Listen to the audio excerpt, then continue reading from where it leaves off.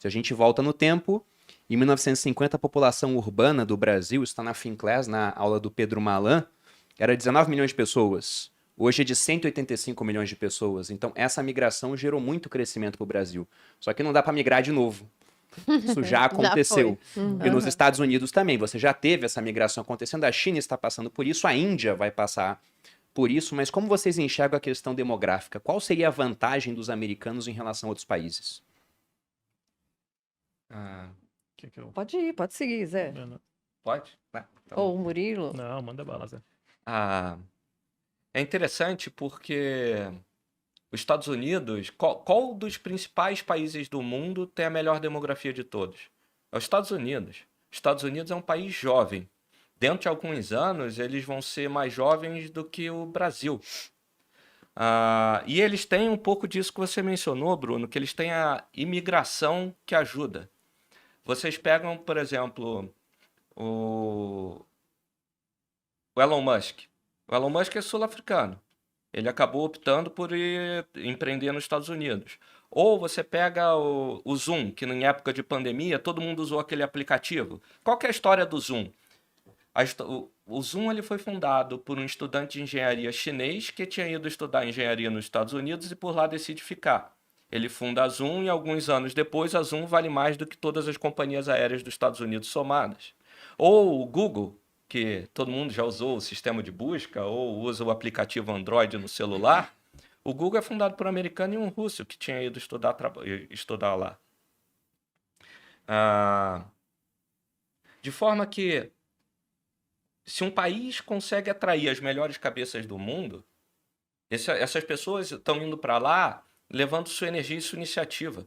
Essas pessoas ajudam o país a ir para frente.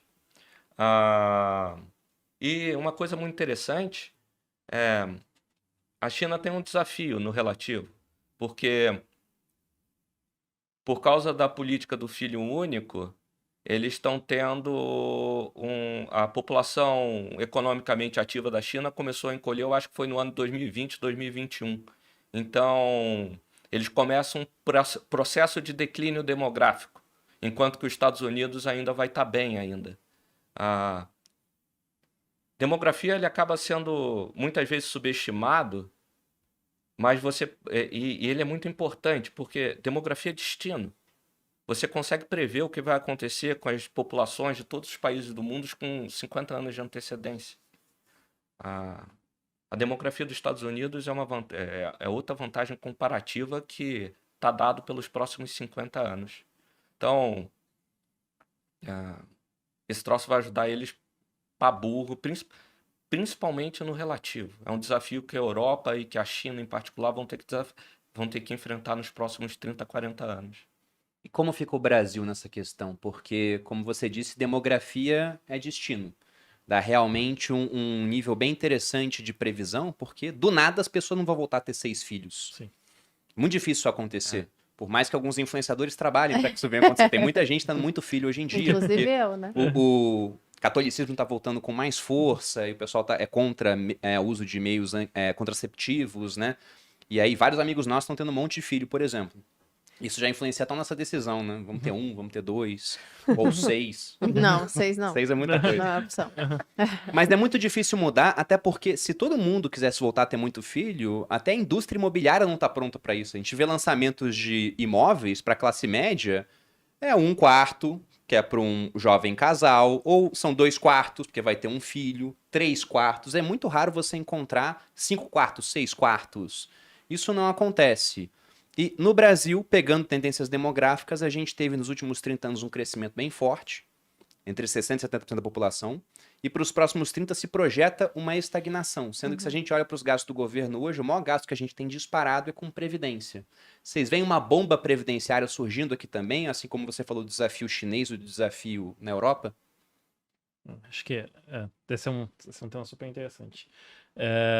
Fica à vontade, Zé, para me interromper, mas eu acho que a gente tem sim um desafio, né, de longo prazo previdenciário, que não é impossível de se equacionar, mas ele é desafiador, né, porque você está falando de transferência de renda entre as gerações, né?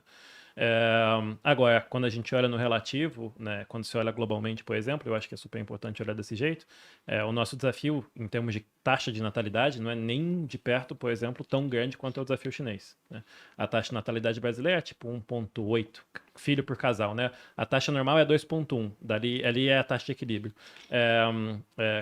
A americana está em 1,9, mais ou menos, só que eles têm um fluxo migratório grande que permite que eles continuem crescendo. Uhum. A chinesa, vocês têm alguma ideia de onde está? Ah, deve estar menos. Vou chutar que é 1 em alguma coisa. 1,2, 1,3, mais ou menos. O processo de encolhimento da população deles vai ser bem forte, né? E o último censo que a gente tem lá, dados transparentes, é mais ou menos de 2010. Então, se você pegar algo mais recente, provavelmente é mais baixa ainda a taxa de natalidade deles.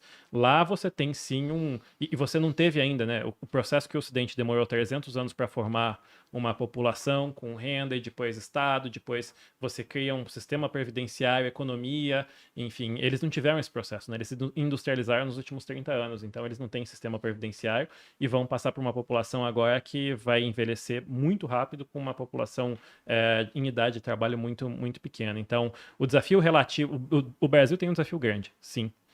A gente não é um país rico ainda e você vai ter uma população provavelmente estagnada. A gente ainda tem uma população que é relativamente jovem e a gente ainda tem um processo de crescimento razoável. Então, assim, a gente tem um desafio, mas ele é um desafio que, com esforço, poderia ser equacionado. O desafio chinês é bem maior do que o desafio brasileiro. E os Estados Unidos, de novo, quando se olha do ponto de vista demográfico, ele tem uma situação muito mais confortável. Ele já teve formação bruta de capital fixo, já tem um povo com poupança e a população dele não encolhe. Inclusive, ela deve continuar crescendo. Deveria ser uma população, hoje é de 330, entre 370 e 400 milhões de pessoas daqui a 40 anos. Então, assim, ele continua crescendo e ele já e é uma coisa muito surpreendente quando você para ver os números, desde 2018 ele já tem uma população que é mais jovem do que a população chinesa, né, em idade média. Que interessante isso. Até para poder deixar mais claro para algumas pessoas em casa, porque o Murilo comentou, 2,1 é a taxa de equilíbrio, porque pensa o seguinte, se eu e a Malu tivermos apenas um filho e um outro casal tem apenas uma filha, eles casam para ter mais um filho, a população ao longo do tempo vai diminuir, ela vai cair pela metade. Se tivermos 2 filhos, manteria, mas existe um certo nível de mortalidade, né? As pessoas acabam falecendo, algumas coisas acontecem, então seria um pouco maior do que... As pessoas morrem, você está explicando Exato, isso, as pessoas né? morrem. As pessoas morrem. Principalmente homens jovens. O homem jovem, eu não sei nem... Poxa, se eu voltar no tempo e pensar nas apostas que eu fazia com os meus amigos, eu duvido você pular desse prédio pro outro. Não, Mas você nunca fez isso, amor, não exagera. Eu tô exagerando, né? Mas esse tipo de estrutura, ela existe. O cara fala, duvido você pular de um prédio pro outro. Se você ganha uma cerveja. Se você perde, você morre. É a estrutura de risco-ganho da aposta que o camarada faz. Mulher não faz isso, o homem faz esse tipo de coisa. Exato. O homem faz esse tipo.